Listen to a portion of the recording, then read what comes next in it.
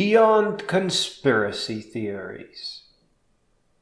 To paraphrase Anton Chekhov, a man is what he believes. Create an environment of threat and desperation for both teachers and students, and when the worst comes to worst, they will be too scared to ask if they are the good guys. But please, know that weaving conspiracies is self-destructive. Unlike the creative twists and turns, the hard evidence required by courts will never materialize. You must learn to face away from the dazzling machinery that could very easily disable the world, and dare to learn for real, curiosity by curiosity, lesson by lesson, book by book. A conspiracy theory is just a colorful dead end, and many such thinkers end up nowhere, if not right back at the start. Furthermore, a penchant for conspiracy, unfortunately, is a strong sign of desperation resulting from ineffective education. It's not your fault. You are just as smart as the rest of the world. It is that you get tricked thinking that cramming, memorization, and GPA was some form of education. It is not an education. It is in fact just a crappy guess. Politicians guessing themselves in a circle that standardized schools may work, but if they don't, they sure as hell will look like they do. All those students, grades and graduations and diplomas can't possibly be wrong. And teachers and principals are just desperately trying to keep their jobs and, get paid. A lot of them are just former students, former graduates that simply could not find a place where they could use whatever shreds and patches of knowledge they memorized. So they returned to again regurgitate in the classroom, but this time as an instructor. This has been called a pyramid scheme. They know that you won't protest because you have nothing to compare ineffective education against. You won't be able to see that it's fake. Now you understand that this is not a reason why you should feel unintelligent. They sold your mind for brainless paychecks. Please, don't get mad. Their minds were sold out too. This is a multi-generational con game. And if they didn't sell you out, they would lose their job, their house, and maybe even family. Get up.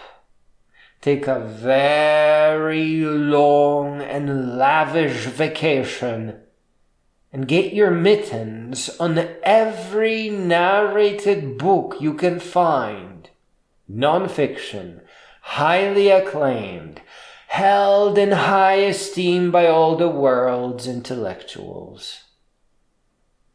Reading paper books is a kind of meditation, but it is a really messy way to get a coherent picture of the non-fiction within.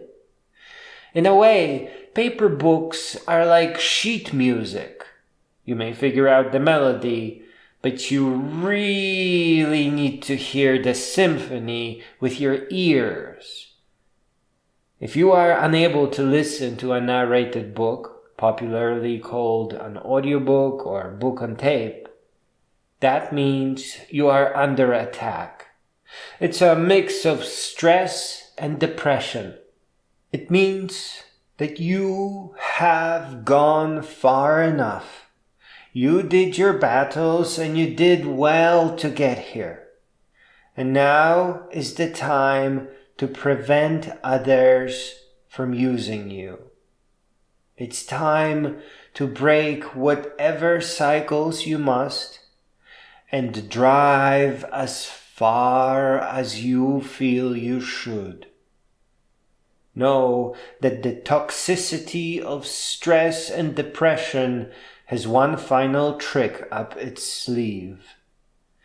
It will fill your first few days of freedom and independence with such massive doubt that we could almost call it dread. But it is just a trick. It is not real. It is just the toxic waste desperately trying to cling to your mind. You got to keep moving, keep fighting, keep stretching that toxicity thin until you kill it first. Your narrated books will help you sleep, especially Carl Sagan, Bill Bryson, Neil deGrasse Tyson. But you will find most of the heaviest answers in books that describe lives of philosophers. Here you will find a gentle introduction and story of philosophy by Will Durant and The Giants of Philosophy, beautifully narrated by Charlton Heston.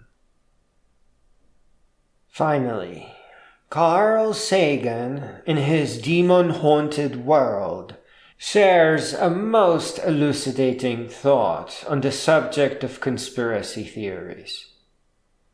It is him describing a conversation with a taxi driver on the subject of UFOs and little green men. He puts it very simply, and I paraphrase to say the least. In contrast to the simplistic, bare-bone, half-assed story of aliens flying in saucers with a severely misguided scientific interest in people's butts, the real story of the universe is infinitely more beautiful, much more colorful, and 10,000 times more real, especially if your vacation or adventure takes you out into the woods to live under the stars.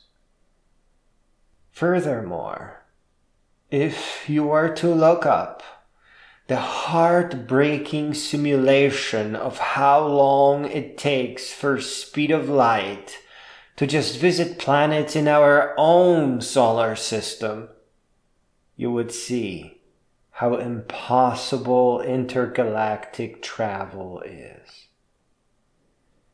There is still a lot of confusion about education.